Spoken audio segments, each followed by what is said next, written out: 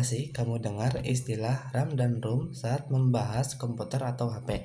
Keduanya sama-sama bagian dari memori, tapi ternyata fungsinya berbeda loh. Yuk kita bahas satu persatu.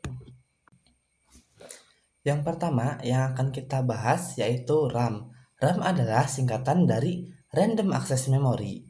RAM berfungsi sebagai memori sementara yang menyimpan data dan instruksi yang sedang digunakan oleh sistem.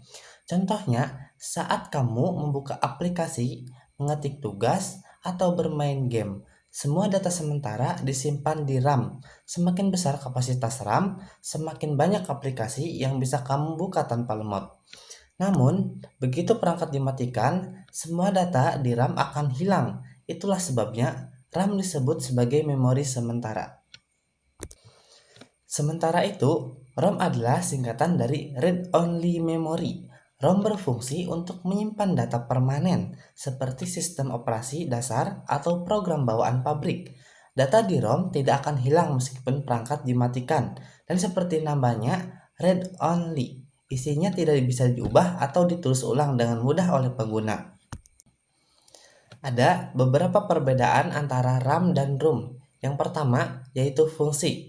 Fungsi RAM menyimpan data sementara, sedangkan fungsi ROM menyimpan data permanen.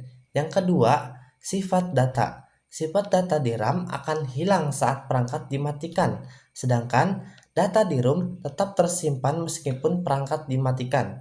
Yang ketiga, kemampuan akses. Kemampuan akses di RAM bisa dibaca dan ditulis, sedangkan di ROM hanya bisa dibaca. Contohnya yaitu RAM digunakan saat membuka aplikasi, sedangkan ROM menyimpan sistem BIOS atau firmware perangkat. Jadi, kesimpulannya, RAM berfungsi untuk membantu proses kerja sistem agar berjalan dan cepat dan lancar. Sedangkan ROM berfungsi untuk menyimpan sistem dasar yang membuat perangkat bisa menyala. Keduanya sama-sama penting dan saling melengkapi agar komputer atau HP bisa bekerja dengan baik. Sekarang kamu sudah tahu kan perbedaan antara RAM dan ROM?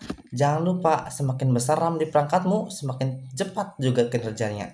Terima kasih sudah menonton, semoga bermanfaat. Assalamualaikum warahmatullahi wabarakatuh.